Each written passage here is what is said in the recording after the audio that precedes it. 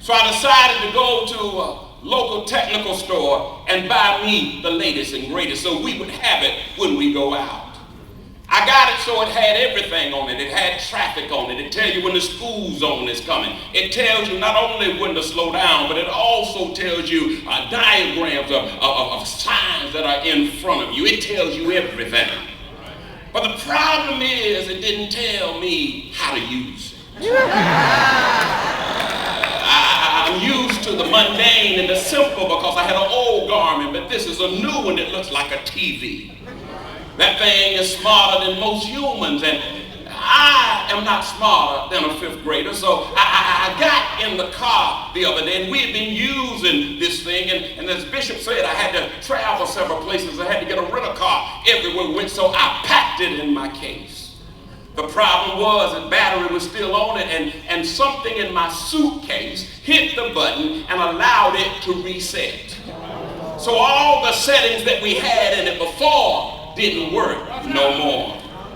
When I got in the car and I plugged it in, it came up on the screen as a new activation.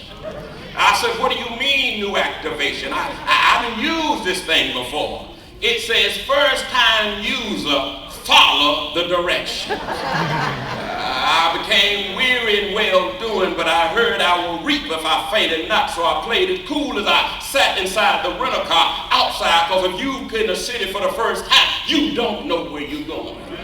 So I couldn't go nowhere, so I had to follow the directions. The problem is Brian Thompson is impatient. I've got qualities that God has given me and delivered me from, but one is not patient.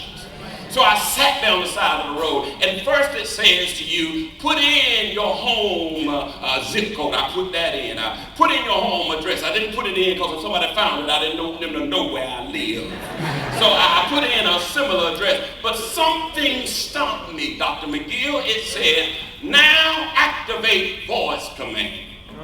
I said, okay, I can do this. I can talk if I can't do nothing else. I can do this. And I started to talk. But the problem was, Bishop Fritchie had to learn my voice. So it said, reduce all noise and speak clearly into the GPS. It said, speak a word. I spoke the word, but because of the noise around us at the airport, it did not pick up my voice. But what I failed to do is read the directions. It said at the very bottom, if you're having problems, skip this step. So I sat there 5 times saying, Fayetteville. But it never picked up my voice.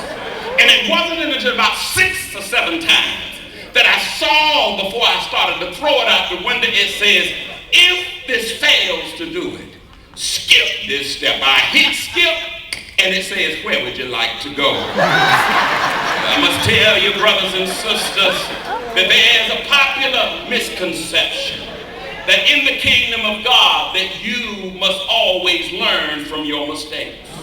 But I would beg to differ that a critical thinker with me today would be able to learn that sometimes it's not you making a mistake that makes you learn. Because sometimes it's only after you've had success that you know how to do something right. Sometimes when you make a mistake, that does not mean you know what you're doing. That just shows you not to do that again. But if you keep making the mistake, obviously you didn't follow that direction. Because you haven't had the chance doesn't mean that you are not going to be able to complete the task. Many of you have confused lack of opportunity with failure. But sometimes God needs to see if you will trust him even when you don't see the sign of victory. You must understand you got to have faith in the midst of some stuff sometimes. If everything came easy for you, then you wouldn't need to call on the name of God. Oh Lord, have mercy up in here. See, when it seems like the whole world is trying to block you from what it is that God has predestined or ordained from you, that's when you've got to have faith in God.